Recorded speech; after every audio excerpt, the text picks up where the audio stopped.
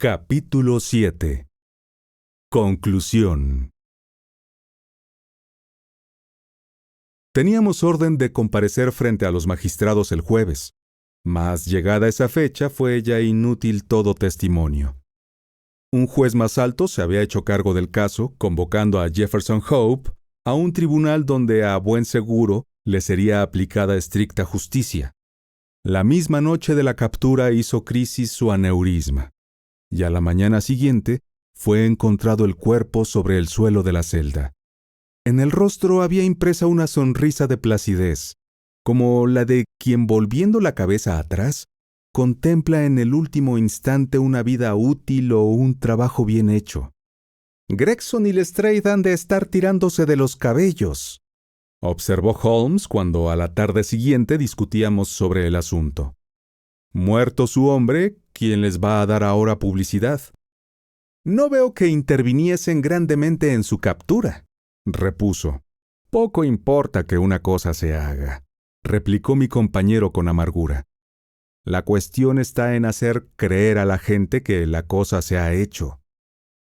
«Más vaya lo uno por lo otro», añadió poco después, ya de mejor humor. «No me habría perdido la investigación por nada del mundo. No alcanzo a recordar caso mejor que este. Aun siendo simple, encerraba puntos sumamente instructivos». «¡Simple!», exclamé. «Bien, en realidad apenas si admite ser descrito de distinto modo», dijo Sherlock Holmes, regocijado de mi sorpresa. «La prueba de su intrínseca simpleza está en que, sin otra ayuda que de unas pocas deducciones, en verdad nada extraordinarias, puse mano al criminal en menos de 3 días». «Cierto», dije. «Ya le he explicado otras veces que en esta clase de casos lo extraordinario constituye antes que un estorbo, una fuente de indicios. La clave reside en razonar a la inversa, cosa, se ha dicho de paso, tan útil como sencilla y poquísimo practicada. Los asuntos diarios nos recomiendan proceder de atrás adelante, de donde se echa en olvido la posibilidad contraria. Por cada 50 individuos adiestrados en el pensamiento sintético, no encontrará usted arriba de uno con talento analítico. Confieso», afirmé, «que no consigo comprenderle del todo». No esperaba otra cosa. Veamos si logro exponérselo más a las claras. Casi todo el mundo, ante una sucesión de hechos, acertará a colegir qué se sigue de ellos. Los distintos acontecimientos son percibidos por la inteligencia en la que, ya organizados, apuntan a un resultado. A partir de este, sin embargo, pocas personas saben recorrer el camino contrario, es decir, el de los pasos cuya sucesión condujo al punto final. A semejante virtud deductiva llamo razonar hacia atrás o analíticamente. Comprendo. Pues bien, nuestro caso era de esos en los que se nos da el resultado, restando todo lo otro por adivinar. Permítame mostrarle las distintas fases de mi razonamiento. Empecemos por el principio. Como usted sabe, me aproximé a la casa por mi propio pie, despejada la mente de todo supuesto o impresión precisa. Comencé, según era natural, por inspeccionar la carretera, donde, ya se lo he dicho, vi claramente las marcas de un coche, al que, por consideraciones puramente lógicas, supuse llegado allí de noche. Que era en efecto un coche de alquiler y no particular, quedaba confirmado por la angostura de las rodadas. Los caballeros en Londres usan un cabriolé, cuyas ruedas son más anchas que las del carruaje ordinario. Así di mi primer paso. Después atravesé el jardín siguiendo el sendero cuyo suelo arcilloso resultó ser especialmente propicio para el examen de huellas. Sin duda no vio usted sino una simple franja de barro pisoteado, pero a mis ojos expertos, cada marca transmitía un mensaje pleno de contenido. Ninguna de las ramas de la ciencia detectivesca es tan principal ni recibe tan mínima atención como esta de seguir un rastro. Por fortuna siempre lo he tenido muy en cuenta, y un largo adiestramiento ha concluido por convertir para mí esta sabiduría en segunda naturaleza. Reparé en las pesadas huellas del policía, pero también en las dejadas por los dos hombres que antes habían cruzado el jardín. Que eran las segundas más tempranas, quedaba palmariamente confirmado por el hecho de que a veces desaparecían casi del todo bajo las marcas de las primeras. Así arribé a mi segunda conclusión, consistente en que subía a 2 el número de los visitantes nocturnos, de los cuales, uno, a juzgar por la distancia entre pisada y pisada, era de altura más que notable, y algo petimetre el otro, según se echaba de ver por las menudas y elegantes improntas que sus botas habían producido. Al entrar en la casa obtuve confirmación de la última inferencia. El hombre de las lindas botas yacía delante de mí. Al alto, pues, procedí a imputar el asesinato, en caso de que éste hubiera tenido lugar. No se veía herida alguna en el cuerpo del muerto, mas la agitada expresión de su rostro declaraba transparentemente que no había llegado ígnaro a su fin. Quienes perecen víctimas de un ataque al corazón o por otra causa natural y súbita, jamás muestran esa apariencia desencajada. Tras aplicar la nariz a los labios del difunto, detecté un ligero olor acre, y deduje que aquel hombre había muerto por la obligada ingestión de veneno. Al ser el envenenamiento voluntario, pensé no habría quedado impreso en su cara tal gesto de odio y miedo. Por el método de exclusión me vi, pues, abocado a la segunda hipótesis que autorizaban los hechos. No crea usted que era aquella en exceso peregrina. La administración de un veneno por la fuerza figura no infrecuentemente en los anales del crimen. Los casos de Dolsky en Odessa y el de Leturier en Montpellier acudirían de inmediato a la memoria de cualquier toxicólogo. A continuación se suscitaba la gran pregunta del por qué. La rapiña quedaba excluida, ya que no se echaba ningún objeto en falta. ¿Qué había entonces de por medio? ¿La política, quizá una mujer? Tal era la cuestión que entonces me inquietaba. Desde el principio me incliné por lo segundo. Los asesinos políticos se dan grandísima prisa a escapar una vez perpetrada la muerte. Esta, sin embargo, había sido cometida con flema notable, y las 1000 huellas dejadas por su amor a lo largo y ancho de la habitación declaraban una estancia dilatada en el escenario del crimen. Solo un agravio personal no político acertaba a explicar tan sistemático acto de venganza. Cuando fue descubierta la inscripción en la pared, me confirmé aún más en mis sospechas. Se trataba evidentemente de un falso señuelo. El hallazgo del anillo zanjó la cuestión. Era claro que el asesino lo había usado para atraer a su víctima el recuerdo de una mujer muerta o ausente. Justo entonces pregunté a Gregson si en el telegrama enviado a Cleveland se inquiría también por cuanto hubiera de peculiar en el pasado de Drever. Fue su contestación, lo recordará usted, negativa.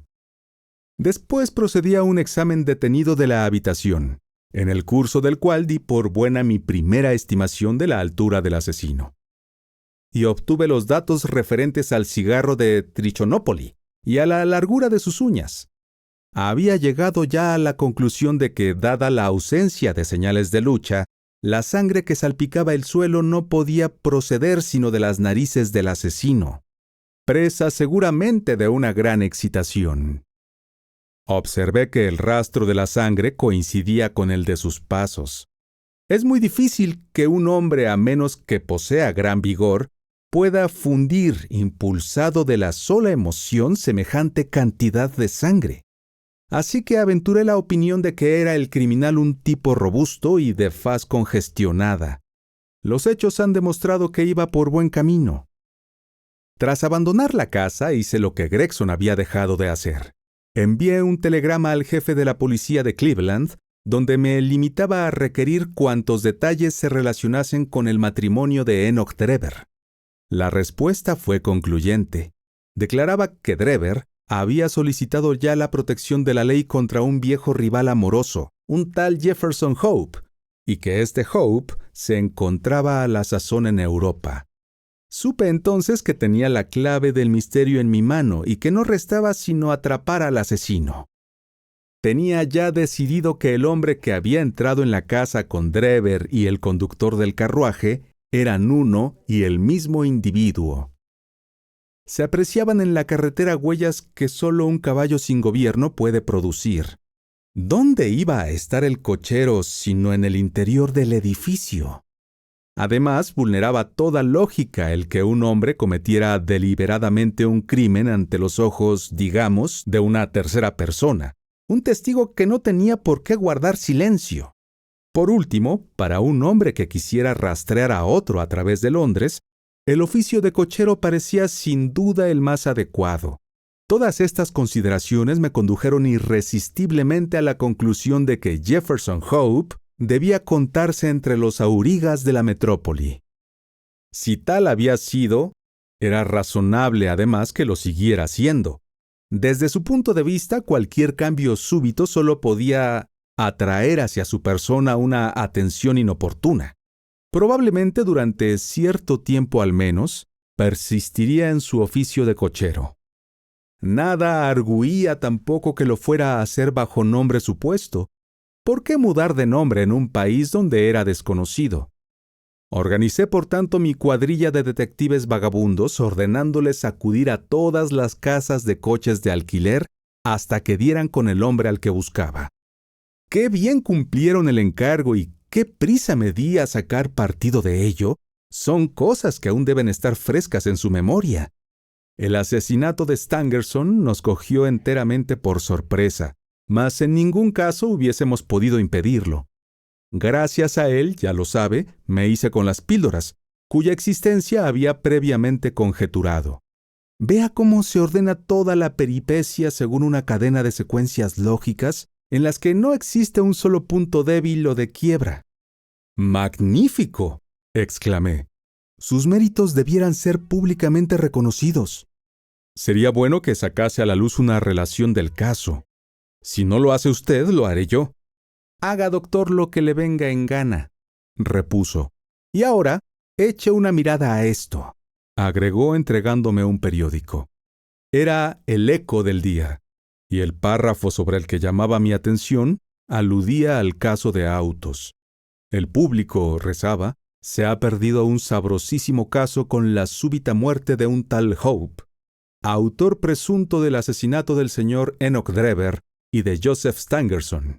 Aunque quizás sea demasiado tarde para alcanzar un conocimiento preciso de lo acontecido, se nos asegura de fuente fiable que el crimen fue efecto de un antiguo y romántico pleito, al que no son ajenos ni el mormonismo ni el amor.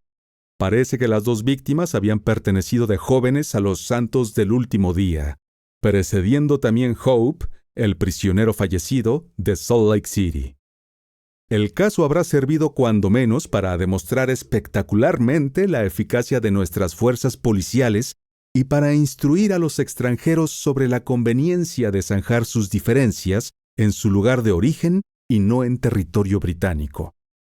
Es un secreto a voces que el mérito de esta acción policial corresponde por entero a los señores Lestrade y Gregson, los dos famosos oficiales de Scotland Yard.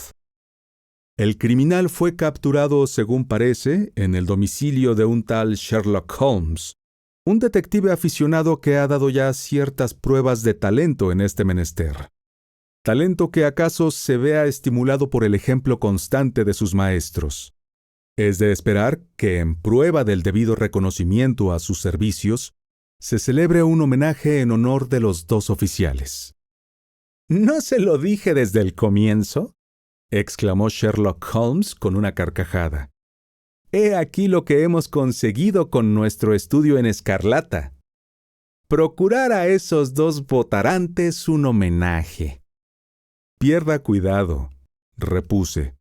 He registrado todos los hechos en mi diario y el público tendrá constancia de ellos. Entretanto, habrá usted de conformarse con la constancia del éxito. Al igual que aquel avaro romano. Populus me sibilat an mihi plaudo, ipse domis simul ac nummos contemplari narca. Fin.